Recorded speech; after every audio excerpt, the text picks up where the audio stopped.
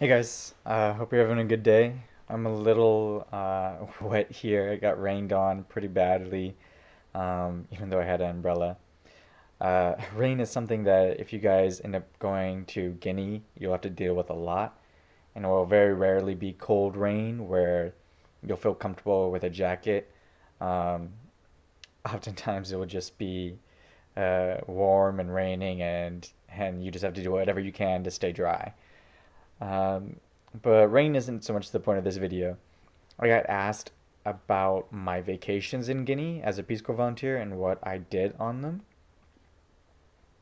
So keep in mind that as a teacher, um, your vacation days are kind of limited to the summer, which is fine because you end up getting like 4 months of do whatever you want in your own little village, and then you can kind of adjust your own vacation schedule as needed.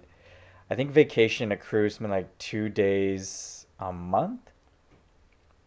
So by the end of your first year, you can go home for almost a whole year, or almost a whole month, sorry.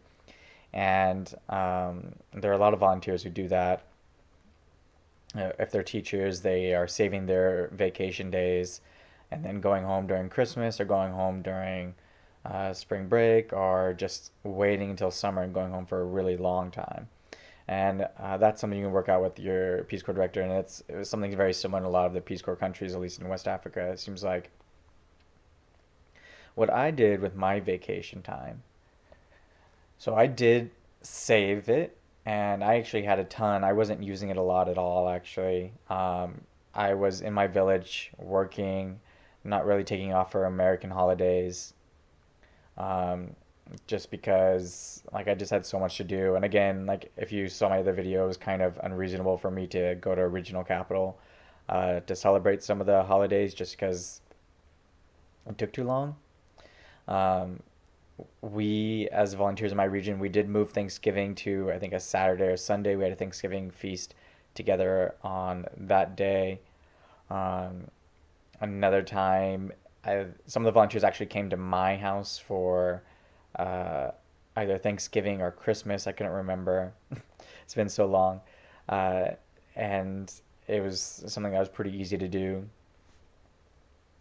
But what I used my vacation for, I used a few of my vacation days to go to my police commissioner's family home in Toure, Tunde.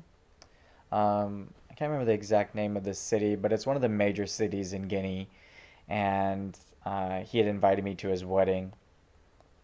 But for me to get there on time, I had to take off a day of school. And because it was the police commissioner of my town, and I had been putting in, I hadn't missed really any work at all. My second year, my principal was perfectly fine with it. My Peace Corps director was fine with it. He was like, "Oh wow, you're finally taking a vacation day." Yeah, so that wasn't a big deal.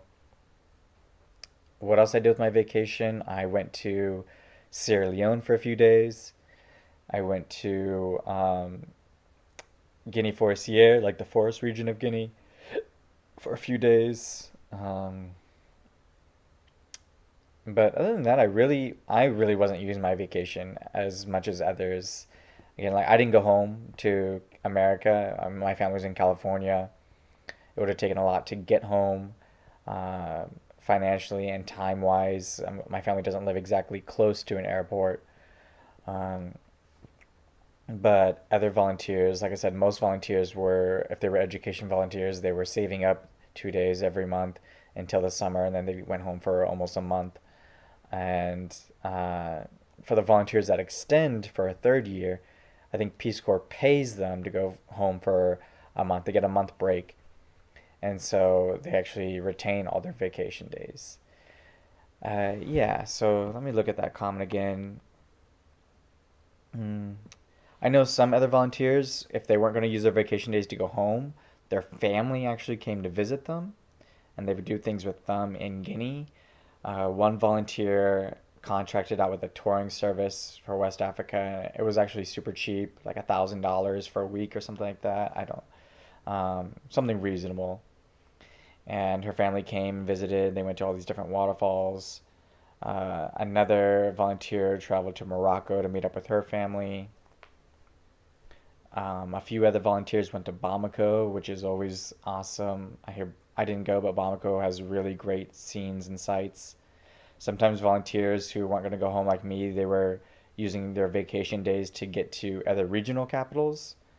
Uh, because like so, my regional capital was Labe, but we could easily go to Bokeh, Kindia, or somewhere in Haute Guinea. I can't remember the name of that capital right now. But they would use a vacation day to kind of extend the trip just so they can get there on time rather than leaving on a Friday or something like that. And so there's a lot of different things you can do on your vacation. You just have to coordinate with your Peace Corps director, your regional coordinator, your site coordinator, and just make sure all your bases are covered. Again, like I've talked about this before, but a major problem for developing countries and Peace Corps programs there is that there's not too much oversight. So you'll see some volunteers might abuse their vacation, not tell anyone they're going on vacation. Again, that's your integrity. That's up to you, what you feel like doing. You just have to be aware that if you get caught outside your village in a place where you're not supposed to be, that could be you might get sent home. You probably will get sent home, and the people who were supposed to be in charge of you will probably get in trouble. So just keep that in mind too. Okay? Take care.